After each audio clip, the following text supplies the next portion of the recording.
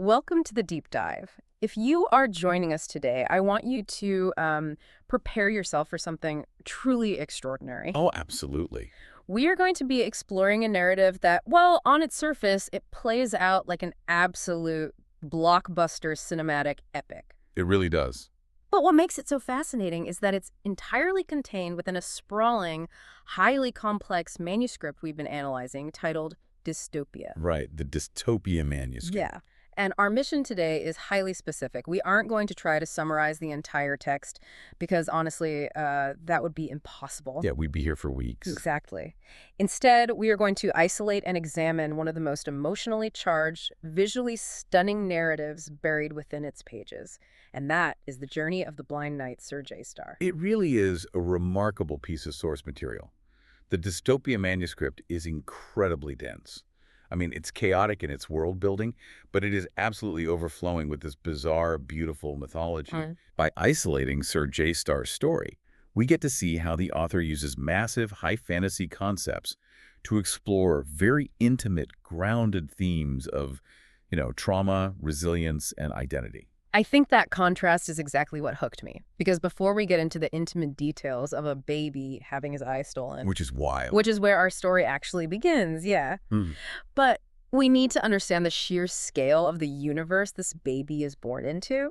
I was reading the introductory chapters of the text, and this isn't just a standard medieval fantasy realm. Yeah, not at all. The author goes all the way back to the literal cosmos. According to the text, the realm of dystopia was born from space dust. Right. It details dormant microbes traveling through the deep, freezing void of space inside a wheatless rock. And this rock is the remnant of an exploding 40-million-year-old deteriorated planet. The time frame and the physical mechanics the author establishes right out of the gate are crucial. We aren't dealing with a world created in 7 days by a benevolent deity. We are dealing with a world forged by survival. These dormant microbes eventually form a primary consciousness. The text describes them wrapping themselves in atoms just to survive the vast, deadly distances between galaxies. Which is such a vivid image. It is, and that ultimately leads to the evolution of a new planet. It establishes a fundamental rule of this universe. Life is incredibly resilient, but it is born out of cataclysm and destruction. All right. It's cosmic evolution, but it's completely saturated with wild magic. Precisely. And because it's a world born of chaotic survival, the metaphysical elements are just as physical as the dirt and stone. Like literally physical. Yes, light and darkness are literal, conscious entities here. For example, the text describes a colossal dragonite beast named Addiction. Oh, that part was terrifying. It doesn't just represent fear, it embodies it. It physically roams the land, feeding on the smog of burning life. So you, as the listener, you have to realize we are entering a realm filled with chaotic magic, strange dimensions, dark beasts, hallucinogenic trees. We'll get to those later. Oh, we definitely will. And vibrant kingdoms that are literally built on the ashes of ancient conflicts between elemental forces. In dystopia, every thought, every trauma, and every emotion has a physical weight and a physical consequence. Which perfectly sets up the hook for today's deep dive. Because against that massive, terrifying cosmic backdrop, the author drops us into this incredibly intimate tragedy. Yeah. We are going to follow the arc of a newborn baby who is robbed of his eyes by a shape-shifting crow. We are going to track his rise from an abandoned disabled child to a fire-breathing royal jester and eventually to a heroic knight. The arc is unbelievable. And finally, we will follow him on a perilous psychological quest into a literal dark forest to reclaim his stolen sight from a villain named Edward Zipper. It is a wild ride. It is. And the contrast between the darkness of that eventual quest and the physical setting where our story begins is really striking. The narrative starts in a place called Brassingtown. I want to spend a minute on Brassingtown because the way the text describes it, it sounds like an absolute architectural marvel. It's beautiful. It's located in the lush green mountains of the Green Draco Vale. The city is built from these gleaming white stone blocks. It features sharp, tall columns of polished white stone topped with golden roofs. But it's not just about looking pretty. Right. The architecture is highly functional. It's designed to reflect the sunlight across the valley, magnifying the light to feed the rich soils that sit atop old volcanic ash. That detail about the volcanic ash is a great callback to the origins of the universe itself. Life growing out of destruction. The city is surrounded by this labyrinth of constructed stone and thick cascading foliage. There is a true abundance of life. Fruit, vines, edible mushrooms everywhere. The text makes it clear that hunger is completely unknown there. And beyond the physical abundance, there is the societal structure. Brassingtown operates under a very simple, seemingly peaceful creed. If it harms none, do what you will. That creed is fascinating from a sociological perspective. On the surface, it sounds like a perfect utopian philosophy, complete personal freedom as long as you aren't infringing on anyone else. Yeah. But as we see throughout history and literature, societies that pride themselves on ultimate peace and perfection often have a very dark underbelly when it comes to dealing with anomaly or trauma. Because they can't handle it. Exactly. They are ill-equipped for anything that shatters that illusion of perfection. That is such a profound point, and it perfectly foreshadows what happens next, because in this beautiful, utopian town of Brassing, a child is born. Let's look at his parents. His father is the Lord's personal blacksmith. Right. And the text gives us this visceral detail about him.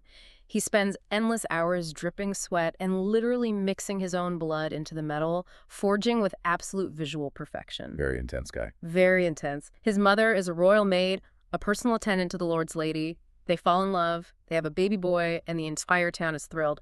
Brassingtown throws a massive 3-day festival to celebrate his birth. It is the pinnacle of societal joy. Mm-hmm. Music, dancing, food. The text emphasizes that love and health are abundant. The community comes together in this grand celebration of new life, which, in a town built on light and abundance, is their highest ideal. But of course, that safety is entirely an illusion. Okay, let's unpack this, because this is where the story takes a sharp, truly horrifying turn.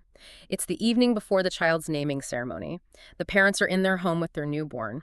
Suddenly, the celebration outside is cut through by a commotion inside. Yeah. The parents run toward the child's room, but the heavy wooden door is stuck.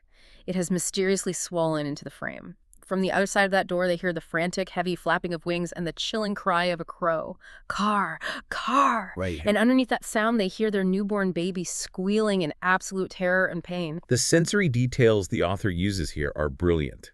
The swollen door creates this agonizing physical barrier between the parents and their child, amplifying the panic. The father is throwing his shoulder against the wood again and again, trapped in a state of utter helplessness. They finally burst through the door using the sheer adrenaline-fueled strength of their panic. But they are too late. They are met with an absolute nightmare. A massive black crow is hovering over their baby's crib. But as the text reveals, this isn't just an animal attack. No. The crow looks up, and the parents see that the bird is holding the 2 beautiful brown eyeballs of their newborn child right in its beak. Just horrific. It didn't just scratch him. It deliberately, surgically plucked the eyes straight from the baby's skull. The mother drops to her knees screaming. The father lunges at the bird, but it's too fast. It flies out the window, making off with the child's eyes into the night. It is a profoundly disturbing image. And to understand why this happened, we have to look at the true identity of the attacker. The text reveals that this was no ordinary bird. The crow was actually a shape-shifting predator, a dark spellcaster named Edward Zipper. Edward Zipper? Right. He took the form of a black raven crow specifically to infiltrate this utopian town undetected. But why? If he's a powerful spellcaster, why target a literal infant in a town he has no apparent connection to? Does the dystopia lore equate physical vision directly with something magical? It absolutely does. Edward Zipper's motivation is deeply tied to the magical economy of this universe. In the realm of dystopia, the eyes of a newborn child hold pure innocence. Okay. They are completely untainted by the evils of the world. Because they haven't perceived darkness, they haven't been corrupted by it. Therefore, they are an incredibly valuable commodity for dark magic. Edward Zipper didn't want to kill the child. He wanted to harvest that uncorrupted innocence to fuel his own dark spells. He views the child not as a human, but as a resource. That is just deeply, deeply unsettling. To treat a human life as a literal raw material for your own power. So he steals the eyes, and we learn that they end up sitting alive in a jar of glowing liquid on Edward Zipper's shelf in some hidden den deep in a distant dark forest. They just sit there. They just sit there silently watching everything this dark spellcaster does for years. But back in Brassingtown, the immediate aftermath of this attack is utterly devastating. The trauma ripples outward from the family to the entire society. Right. First, you have the Lord of Brassingtown. He is so overcome with grief and horror for his people that he makes a rather bizarre decision. He outright refuses to name the child. He declares that he will leave the name blank until the dread passes from the town. Yeah. So this baby, who has already been physically mutilated, is now stripped of an identity by the state. He just becomes known as the nameless child. Furthermore, a massive reactionary law is passed. All crows and raven-like birds are immediately outlawed in Green Draco Vale. People become terrified to even look at a black bird, fearing it will dive down and pluck their eyes out. This is a classic societal trauma response. The utopian illusion has been shattered, and the leadership overcorrects. By refusing to name the child, the Lord is essentially trying to quarantine the trauma. If the child has no name, he isn't fully integrated into society, and therefore, the society doesn't have to fully face the horror of what happened to him. It's avoidance. Exactly. The ban on the birds is a superficial fix to a profound existential threat. But the societal failure is secondary to the familial failure. We really need to analyze the reaction of the child's father, the blacksmith. Yes, the father's reaction is arguably just as tragic as the attack itself. Because earlier you mentioned how societies built on perfection handle anomalies, and the father's the embodiment of that. The text delves deep into his psychological collapse. Think about who he is. He is a master blacksmith. His entire legacy, his trade, his identity in this utopian town relies on visual precision. He mixes his blood into the metal to achieve perfection. Exactly. His worldview is entirely utilitarian. And when he looks at his son, who is now entirely blind, he doesn't see a child needing love. He sees a broken apprentice. Man. He realizes that his son will never be able to visually learn the trade. He will never follow in his footsteps. And rather than stepping up and adapting, the father's psyche just shatters. He is consumed by this toxic mix of shame, anger, and disgust. The text notes that he pities the boy's future, but it's very clear that, more tragically, he pities himself. He feels he cannot fulfill the child's needs, but mostly he's devastated that the child cannot fulfill his expectations. It's a complete and total failure of parenthood. He abandons his wife and his mutilated newborn son, fleeing Brassingtown in the middle of the night and never returning. He just walks away. It's devastating. And I want you, the listener, to really put yourself in that position for a moment. Consider the magnitude of this deficit. You are just days old. You have been physically robbed of a crucial sense through a horrific, violent violation. You have been robbed of your very identity by a grieving, avoidant society, and you've been abandoned by the father who is supposed to be your primary protector simply because you are no longer considered useful. It's awful. It is the absolute rock bottom of beginnings. Mhm. But structurally, from a narrative standpoint, it perfectly sets the stage for the ultimate underdog story. It really does. Because this nameless boy, the core of his character is that he absolutely refuses to be a victim. And this brings us to the second major section of his life, his rise from darkness. He doesn't just survive his childhood, he thrives in a way that practically defies logic. The text introduces a character known as Uncle Jim, described as a wise man of many cultures who wanders through Brassingtown. Uncle Jim. Yeah, Uncle Jim takes an interest in the nameless boy and begins to train him in acrobatics and the arts of self-defense. What's crucial here is the methodology of that training. Uncle Jim recognizes that the boy cannot rely on sight, so the training focuses entirely on maximizing the remaining senses. We are talking about an extreme form of neuroplasticity. The boy's brain, lacking visual input, remaps the sensory cortex to enhance everything else. He masters proprioception, his body's ability to sense its location, movements, and actions. He learns mime, relying on touch and muscle memory to mimic the world he cannot see. And most importantly, he learns the intricate interpretation of sound. His body awareness becomes so finely tuned, so profoundly balanced, that he navigates the complex, labyrinthine stone streets of Brassingtown with flawless precision. It's to the point where people in the streets who watch him perform don't even believe he's actually blind. They think he's faking it. Exactly. The text says onlookers think it's a trick, a lie, a performance gimmick, because his physical mastery is just that absolute. He becomes a beloved street entertainer, expressing complex emotions through dance and acrobatics that leave people gasping in awe. It is a brilliant adaptation. He takes the very deficit that caused his father to abandon him and turns it into his greatest asset. He cannot forge metal, but he learns to forge movement. His reputation grows organically from the streets up to the highest echelons of society. Eventually, he is invited to the pinnacle of Brassingtown's social scene, the Royal Ball. This is a huge turning point. The lord and lady of the town are throwing a grand festival to celebrate the birth of their own daughter, Fee. and the nameless boy is asked to perform. But he's not performing alone. He is paired with a performer from a famous traveling circus family, a woman named Anya Travelsteady. Anya is described as an illusionist, but more importantly, she is a master fire dancer. The specific request from the Lord for this performance is highly metaphorical, and it's worth unpacking. The Lord asks them to create a performance that symbolizes two lovers coming together. But he wants it to reflect a volcanic storm colliding with a tornado, ultimately cooling and birthing a lush, green, newborn island. That's quite the prompt. It's an incredibly complex visual request for two people who have never met, especially when one of them cannot see. Here's where it gets really interesting. They step out onto the grand stage. Anya is out there dancing, and she has these floating, magical balls of flame spinning around her body in a literal vortex. The nameless boy, who cannot see the light of the fire, but can feel its intense, radiating heat, steps forward. He walks directly into the flames with her. Just right in. Right into it. He matches her movements perfectly, foot to foot, knee to knee, chest to chest. They are completely surrounded by this roaring vortex of fire moving in perfect synchronicity. The level of trust required for that moment is staggering. The text describes Anya looking into the dark, scarred pits where his eyes should be. In that moment, surrounded by deadly heat, she feels absolutely no panic. She knows instantly, on a purely instinctual level, that they have a profound connection. And the boy, feeling the rhythm of the drums vibrating through the floorboards and the heat of her flames mapping her location, feels the exact same way. Love meets them right there, quite literally, in the middle of the fire. It is such a powerful image. She teaches him to dance unburnt. She guides his breath, teaching him how to harness the fuel and breathe fire from his mouth like a literal dragon. Their performance becomes a masterpiece of sensory illusion.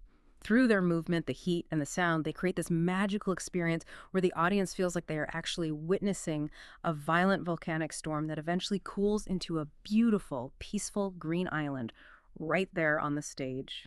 The text notes that the sounds of nature magically echoed through the grand hall. The crowd, including the Lord and Lady, is mesmerized. They receive a massive standing ovation. And the poignancy of this scene lies in the nature of their communication. It is a deep, profound love communicated entirely without sight. It's built entirely on heat, rhythm, proximity, and absolute trust. It proves that his capacity for connection is not hindered by his physical blindness. But, as beautiful as this connection is, the narrative dictates that it must be temporary. Right. The Travelsteady family are nomads of the sea. They don't stay in one place. Anya has to leave to travel the oceans, returning to her ship. The two are separated almost as quickly as they are brought together. It leaves the boy with a bittersweet, lifelong memory of the woman who taught him to dance in the fire. While the loss of Anya is painful, the impact of that performance permanently alters his trajectory in Brassingtown. He has proven his worth beyond a shadow of a doubt to the very Lord who once refused to name him. Exactly. Following this flawless performance, he officially earns a title from the Lord. He is no longer the nameless child. He is officially dubbed the Royal Jester. He starts wearing a beautifully crafted mask over his empty eye sockets, and he becomes a beloved, permanent figure in the castle. He spends his days entertaining the royal court, and he becomes especially famous for improvising brilliant, calming bedtime stories that soothe the restless children of the castle to sleep. He has taken the ashes of his horrific trauma and built a genuinely beautiful, respected life out of them. He has found purpose, respect, and a place within the society. But the universe of dystopia isn't done with him yet. Becoming the Royal Jester is merely a plateau. The narrative shifts from his role as a public entertainer to a profound spiritual and personal transformation that prepares him for his ultimate destiny. And this next phase begins in a very unusual, highly symbolic setting under the branches of the demon tea trees. Oh man, the demon tea trees. When I read this part of the manuscript, I had to stop and reread it. The source material describes these as a form of walking willows that possess highly hallucinogenic properties. Our royal jester is out resting under them one afternoon. The sun is shining, he feels this overwhelming connection to all living organisms around him, and he falls into a deep, chemically induced meditative sleep. We really need to pause and unpack the author's linguistic choice here. Demon tea trees is a very clear phonetic nod to the psychedelic compound DMT, often referred to as the spirit molecule. In our world, DMT experiences are frequently associated with ego deaths, a profound sense of universal interconnectedness, and encounters with glowing, autonomous entities. The author is using this real-world psychological and chemical reference to signal that the jester is about to undergo a massive, foundational shift in his consciousness. This isn't just a nap, it's a spiritual rebirth. That makes so much sense, because while he's asleep, he dreams, and it's an incredibly vivid dream. He dreams of a warm, dancing ball of pure light that approaches him on a dirt path. He begins to dance with this light, and the text describes it as a dance of pure romance. The light physically enters his body, then emerges from his mouth, and they float together in perfect harmony before the light finally drifts away from him into the distance. And it's that specific moment, the light drifting away, that acts as the catalyst for his internal breakthrough. That drifting away triggers his deeply buried trauma. The memory of his father's abandonment, which he has likely suppressed for years behind his jester persona, rushes back to the surface. He feels that profound, agonizing sadness of being left behind because he wasn't perfect. The hallucination forces him to confront his foundational wound. But the brilliance of this sequence is that when he finally wakes up from this intense meditation, the reality he wakes up to offers him the ultimate chance for healing. He wakes up from this dream, opens his eyes, or rather, regains his waking consciousness and realizes he isn't alone. He is physically holding two crying newborn babies, literally, one resting in each hand. And these aren't just any ordinary babies. The text names them Angel Eliza and Frankie Jade. And they glow. Their skin literally illuminates with a vibrant, pulsating green light day and night. If we connect this to the bigger picture, this is the defining moment of his entire character arc. Think about the symmetry here. He was abandoned as a newborn by his own father because he had a physical deficit. He was missing his eyes. Now, as an adult, he's suddenly presented with two highly unusual, magically glowing children who have seemingly appeared out of nowhere. Right, and he doesn't react the way his father did. He doesn't react with fear or shame or view them as a burden. He immediately, instinctively steps up. He holds them close. He soothes their crying with song, and he goes to find goat's milk to feed them. He instantly becomes the loving, devoted, protective father that he never had. By embracing these anomalous, glowing children, he is actively breaking the cycle of generational abandonment. He is healing his own inner child by providing the love he was denied. It is a profound act of restorative justice within his own timeline, and the society notices. The Lord of Brassingtown watches the jester raising these glowing girls who, the text amusingly notes, famously love eating beetroots, and he deeply respects the absolute unconditional love and dedication the man shows. Because of this display of ultimate character and fatherhood, the Lord elevates him once again. He goes from the nameless child to the royal jester, and now he is officially dubbed a knight. He becomes Sir Jays's star. Sir Jaystar. His glowing daughters are treated like literal princesses in the castle. He has achieved the highest level of honor and stability a person could hope for. He has built a fortress of love around himself. But with knighthood comes a sworn duty to protect, and with his unhealed physical past comes unfinished business. This newfound stability is the prerequisite for the final act of his journey. It leads directly to the prophetic dream. This part is so cinematic. One night, while Sir Jaystar is sleeping in his chambers, a thick mist rolls through the valleys of Brassingtown. It creeps through his high window and completely engulfs him in his bed. The dream turns to pure, blinding gold. The light is incredibly bright, and a voice speaks to him directly from the mist. It's the voice of the supreme ruler of the land, King Draco Fee himself. The intervention of the king represents the ultimate call to adventure. Up until this point, Jaystar has adapted to his circumstances. He has survived and thrived, but he has been passive regarding the initial crime committed against him. The king drops an absolute bombshell on Sir Jaystar. He tells him, "Your eyes are not dead." He reveals the full truth, that Edward Zipper, the spellcaster who took the form of Black Crow, stole them. And for all these decades, his eyes have been sitting alive in a jar of liquid on Zipper's shelf in a distant, terrifying, dark forest, silently watching all of the villain's dark spells. The king basically says, "I've watched this long enough. A villain is growing stronger, and you are the one who must lead his demise to reclaim your sight." It's a brilliant narrative shift. The king gives him the knowledge he was previously denied by the universe. He now knows who hurt him, where his stolen pieces are located, and what he must do to become fully whole. It shifts his narrative from a story of passive acceptance and coping to an active, aggressive quest for reclamation. He is no longer just surviving his blindness. He is going to war to cure it. So Sir Jaystar doesn't hesitate. He gears up. He rallies his Brotherhood of Knights, and he rides out of the castle on a tall, strong, brown and black stallion. And the farewell scene is just so visually and emotionally striking. His glowing green daughters, Angel Eliza and Frankie Jade, are there in the courtyard to say goodbye. They are crying, knowing their father is riding to grave danger. But because they are magical beings of light, they cry glowing green tears. And the text gives us this incredible, vivid detail. that is so rich in symbolism. Wherever the glowing tears of his daughters hit the dry, dusty earth of the courtyard, lush green moss and towering vines instantly sprout from the ground. It is a literal, visual metaphor. Their love, their sorrow, and their pure emotional connection are literally creating life in the barren dirt. It represents the power of pure, uncorrupted life fighting against the barrenness of despair. And structurally, it is the exact opposite of the environment J-Star is writing toward. That is such a great point. He's leaving a place where tears create life, and he is heading toward a place that is designed to extinguish it.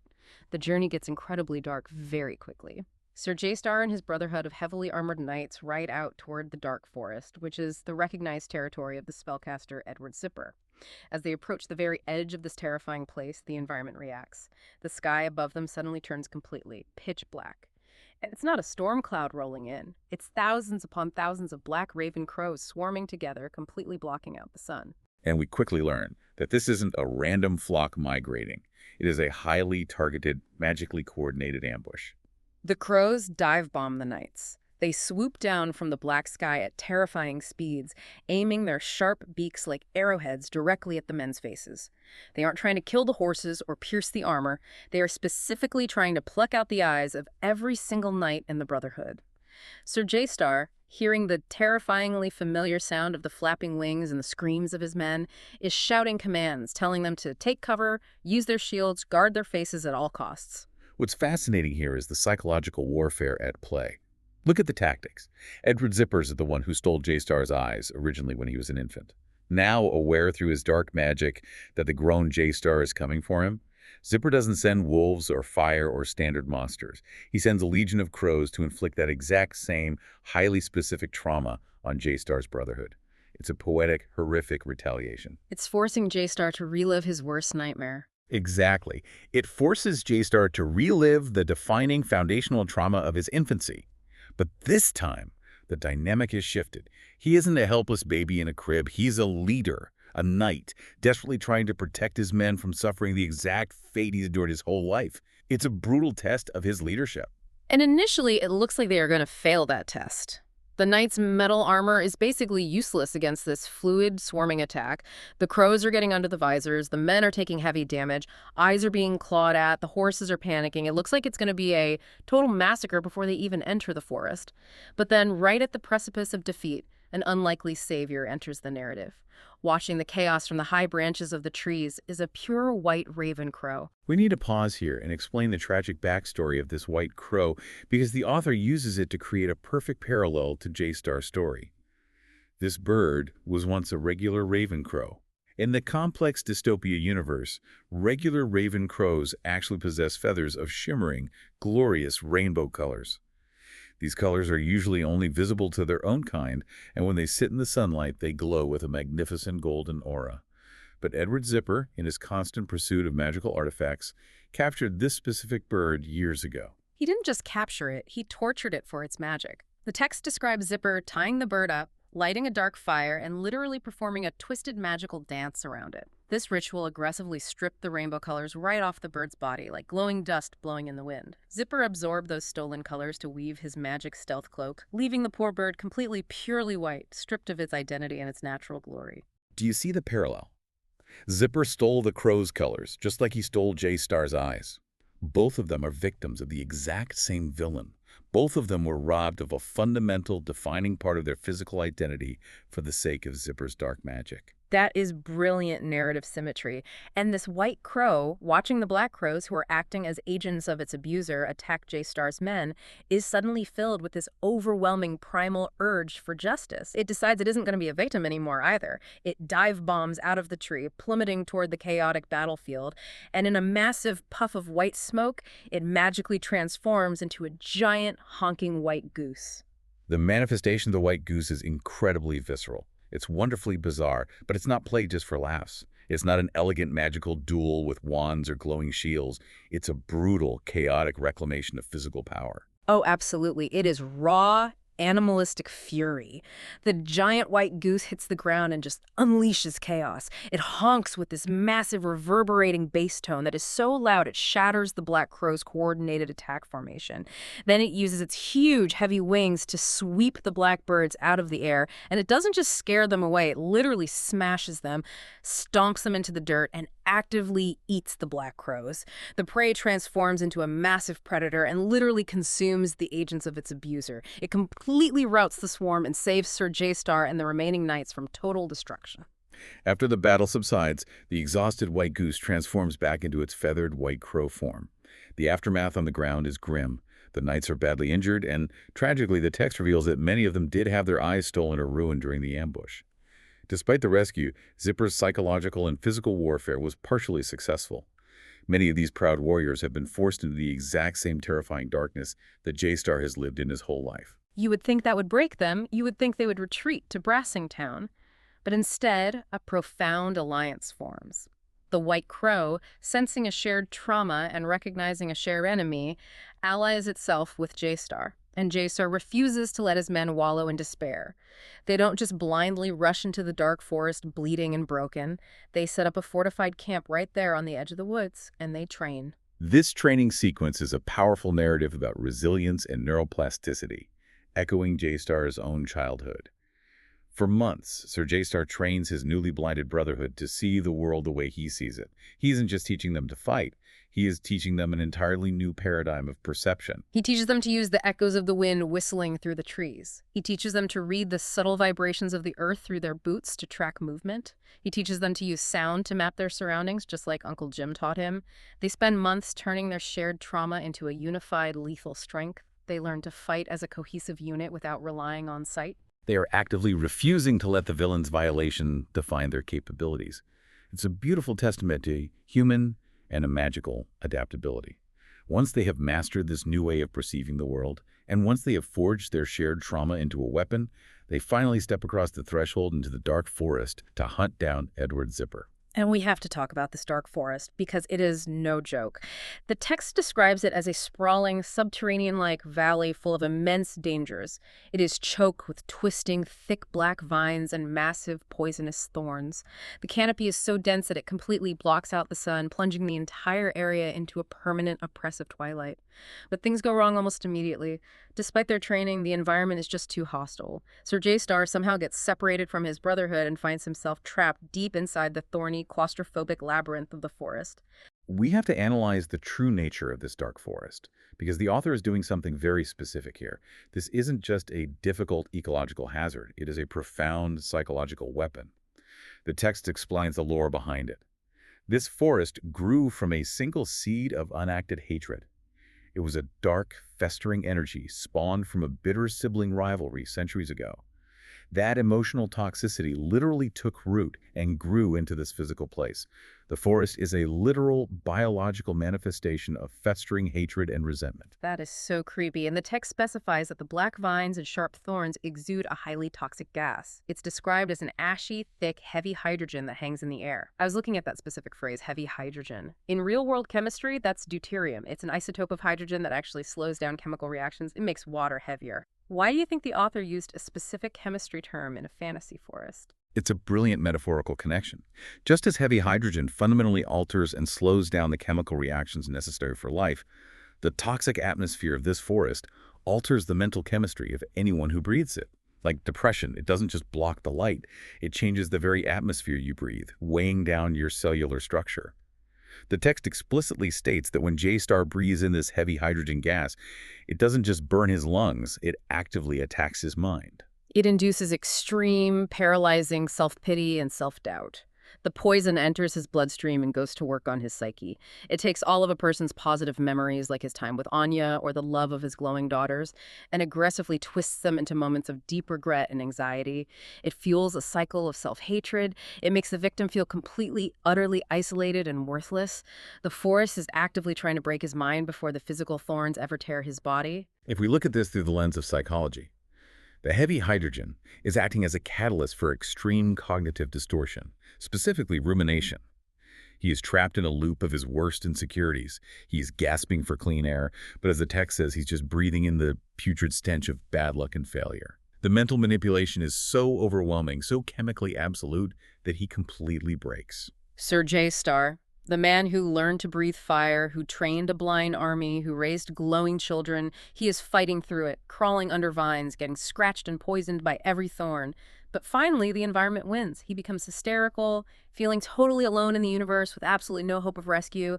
He gives up. He physically collapses onto the yellow dirt of the forest floor, curled up, crying tears of absolute, crushing despair. It is the absolute lowest point of his journey. He has conquered so much in his life, but the toxic environment has finally eroded his will to survive. It's a very realistic portrayal of how insidious and overwhelming depression in toxic environments can be, even to the strongest individuals. But the crucial turning point is that he is not as alone as the forest's poison wants him to believe. Far away, hovering near the edge of the forest canopy, the white raven crow suddenly wakes up in a fright. Because of their shared trauma and their alliance, the bird has developed a psychic connection to J-Star. It physically feels his crushing despair echoing through the magic of the woods. The crow doesn't hesitate for a second. It leaps into the air, flies high above the dense black canopy of the forest, and goes into a massive vertical dive bomb. And just before it hits the ground, it transforms again. In another puff of white smoke, it turns into a giant white mole.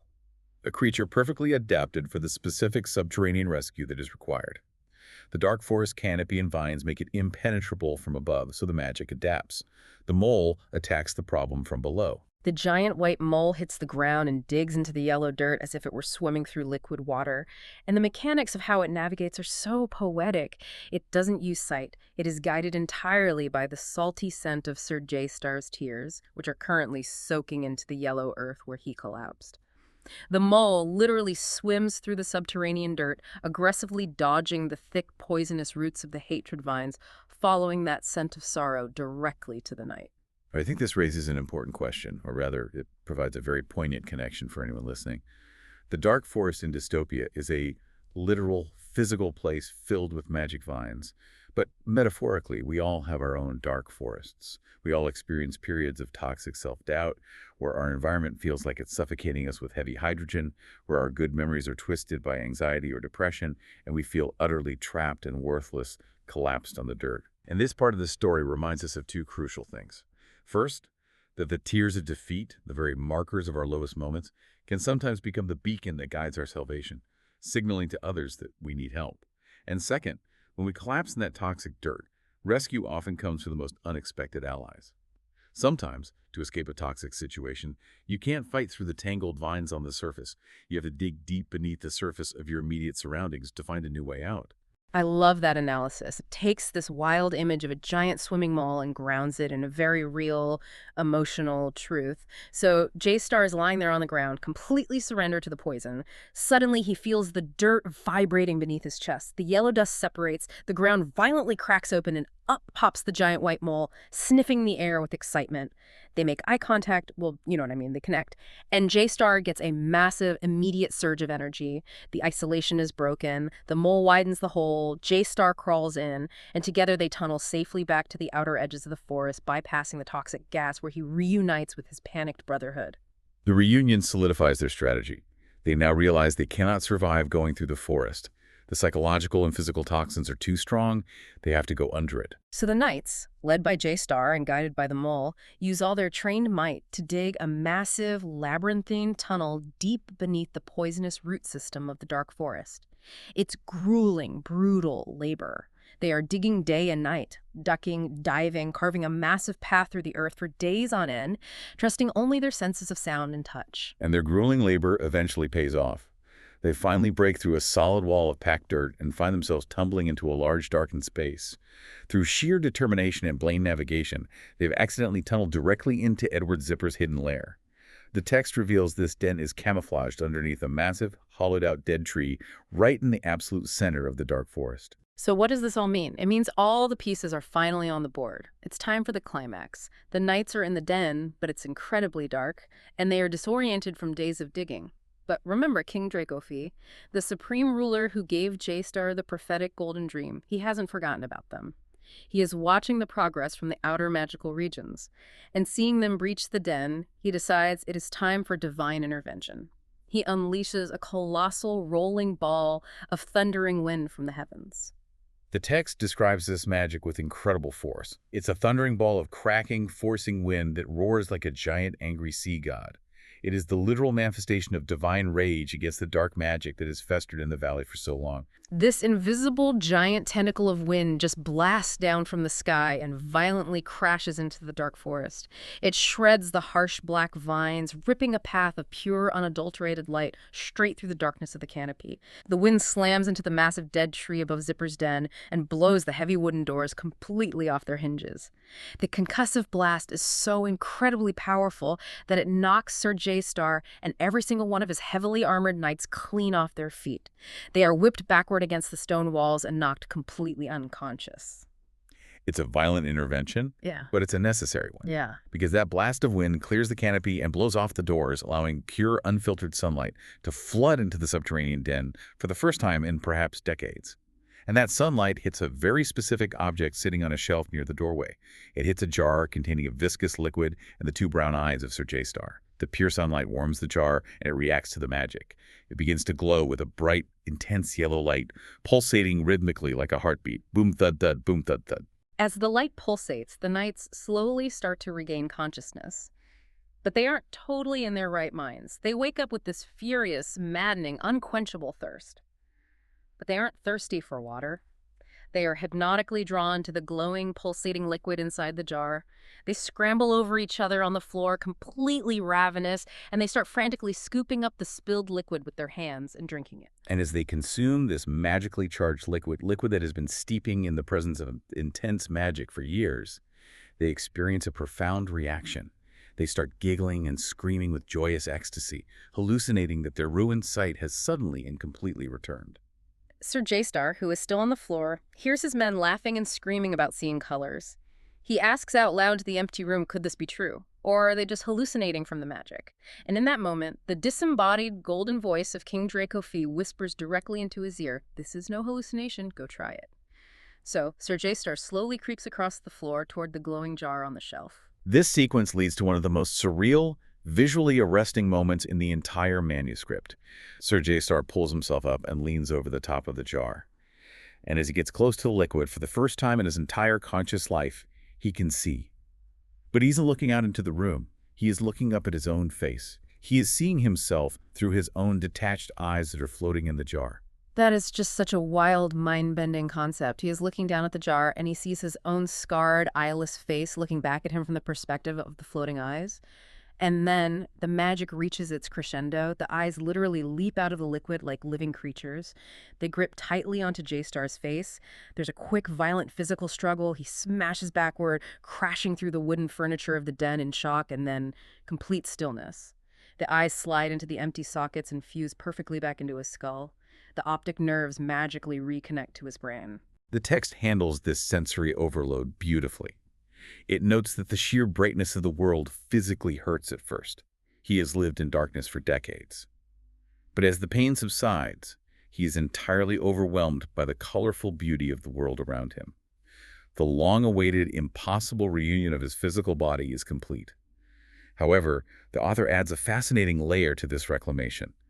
Because these specific eyes have been sitting in a dark spellcaster's den, constantly absorbing ambient dark magic and observing complex spells for decades, they aren't just normal human eyes anymore. Right. The universe essentially compensates him for his decades of suffering. The magic serves as a profound gift for his pain. He regains his normal 20/20 human sight, but he also gains a magical heightened vision. The text says he now has the capacity to see through the eyes of 1,000 animals in the forest, and he can perceive the world on a completely different magical spectrum, seeing energies and auras that are invisible to normal men. It is the ultimate representation of post-traumatic growth. He doesn't just return to the baseline of who he would have been if he had never been attacked. The trauma, the journey, and the reclamation have transformed him into something significantly more powerful and perceptive. He has a broader perspective on the universe than anyone else in Brassingtown. He is fully restored, elevated, and ready for war. The knights gather themselves off the floor, their own sight completely and permanently healed by the magical liquid. They draw their swords and begin chanting, "Destroy Edward Zipper! Hoorah! Rah, rah!" They're absolutely pumped. They're ready to tear the spellcaster apart for everything he has done to them and their leader. But here's the incredibly funny, almost anticlimactic part of the story. Edward Zipper isn't even in the den. No, he's not. For all his dark magic and terrifying crows, Edward Zipper is fundamentally a coward. We learn that when he felt the echo of the king's warning in J-Star's dream weeks ago, he absolutely panicked. He realized the divine forces were aligning against him, so he frantically packed up all his most valuable dark artifacts, leaving behind only the jar with the eyes, perhaps as a twisted trap or an oversight in his panic, and fled the den through a secret, subterranean escape tunnel that led deep underground to a rushing river. And let me tell you, his grand escape does not go well. The author clearly has a sense of humor about delivering karma. We shift focus to this grand villain, Edward Zipper. He is on a tiny, rickety little wooden raft, frantically trying to paddle down a violently rapid underground river. And the source text is very, very specific here about the nature of this river. The rushing rapids kick up a murky depth with the intense, overwhelming stench of fecal matter. It's a literal underground river of crap. The irony the author employs here is rich and deeply satisfying. Consider who Edward Zipper is. He is an arrogant, dark spellcaster who manipulated innocent life, stole from children, tortured magical creatures, and built his entire empire of power on stolen artifacts and toxic, hateful dark forests. He thinks he is a godlike being, manipulating the strings of the world, but in the end he is completely undone by the raw, unglamorous, disgusting power of nature. He is entirely helpless against the physical current of the world he thought he controlled. It is the ultimate humiliation. Walls of thick, fecal water are violently crashing into his tiny raft, rocking it violently back and forth in the dark. He's panicking. Finally, a massive, churning wave of this thick, mucky water just crashes down from the ceiling and flips the raft completely upside down. All his stolen spellbooks, his potions, his priceless dark trinkets, they all immediately sink to the bottom of the muck. But the absolute worst part for Zipper is his prized magical possession, his stealth cloak. Remember the cloak made of the White Crow's stolen, glowing rainbow feather? Yes, the symbol of his vanity and his cruelty. Exactly. That massive cloak gets completely soaked and saturated in this heavy, gross, fecal mud. It acts like an anchor. The extreme weight of the saturated magical fabric starts dragging him violently down to the bottom of the rushing river. He is drowning in his own stolen magic. In order to simply survive, to keep from drowning in the muck, he is forced to make a desperate choice. He has to strip off the very artifact that gave him his stealth, his terrifying presence and his power. He peels off the heavy magic cloak like shedding his skin and abandons it to the dark depths. He barely makes it to the surface, gasping for air, freezing cold, entirely naked, and completely, utterly defeated, stripped of everything he stole. And if you think that's bad, it gets so much worse for him. He helplessly washes downstream, tumbling through the rapids until the river spits him out into a massive, sprawling beaver dam and the beavers. The text makes it clear they couldn't care less about dark magic or spellcasters or cosmic battles between light and dark. They're just engineers of nature. They emotionlessly, systematically start doing what beavers do. They build, and they build right on top of him. They bury him alive. They cover him in heavy mud, sharp sticks, massive logs and twigs, completely trapping him underneath the freezing waterfall of the dam. The text specifically notes that he is trapped there for thousands of days, just stuck under a heavy pile of wet sticks, unable to move, unable to speak, while ordinary fish just swim blindly past his face. It is the most pathetic, unceremonious, humiliating demise for a major fantasy villain I have ever read. It is deeply humiliating for him, but it also serves a profound narrative purpose regarding ecological and magical restoration. If we connect this to the bigger picture of the dystopia universe, we have to look at what happens to that discarded magic cloak at the bottom of the river. Right, because magic in this world has physical consequences. Precisely. The cloak, heavy with decades of stolen magic and the innate power of the rainbow feathers, sinks to the mucky bottom of the riverbed. When it hits the floor, the intense magical density of it reacts with the deep river minerals. It forcefully displaces a massive tidal wave of nutrient-rich mud. This wave of mud is pushed forcefully out of the underground river system, welling up and violently blanketing the surrounding dead, acidic lands above ground. Nature literally reclaims the magic. It digests it and uses it. Exactly. The heavy, concentrated magic breaks down and interacts with the soil.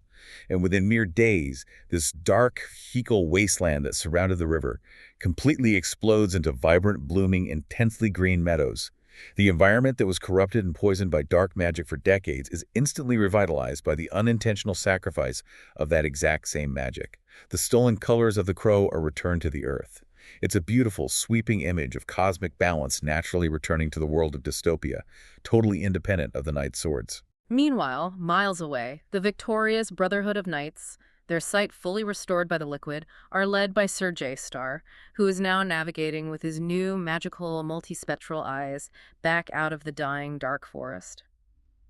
They return home to Brassingtown in absolute triumph. When the Lord and the townspeople hear the news that the dark forest is dying, that Edward Zipper is gone forever, and that the knights have returned whole, they do what Brassingtown does best. They throw a massive 3-day festival of joy, love, dancing, and celebration. It brilliantly brings the entire narrative arc full circle. The story began with a festival that was violently interrupted by tragedy and trauma, fracturing the community. It ends with a festival celebrating ultimate triumph, healing, and the restoration of wholeness. Okay, let's take a breath and just recap the unbelievable scope of this arc.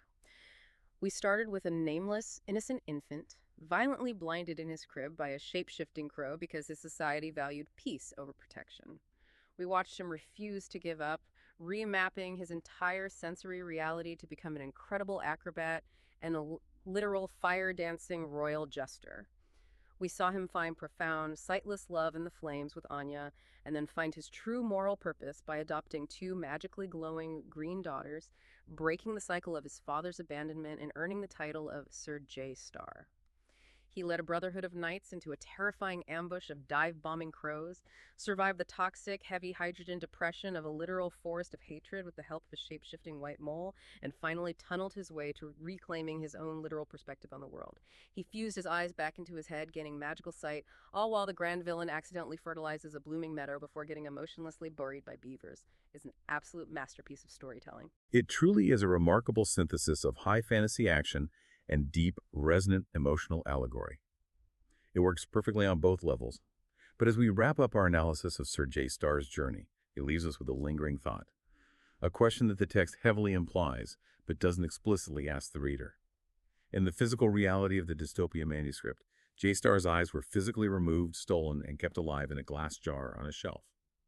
But in our world, in our reality, the theft is usually emotional or psychological. When pieces of our innocence, our unbridled joy, our trust, or our core identity are stolen from us by the harshness or cruelty of the world, those pieces don't actually die. They don't disappear. They sit in the dark, perfectly preserved, waiting for us to be brave enough or strong enough to come back and reclaim them. So the question the text leaves us with is this: what piece of yourself have you allowed to be locked away in a jar?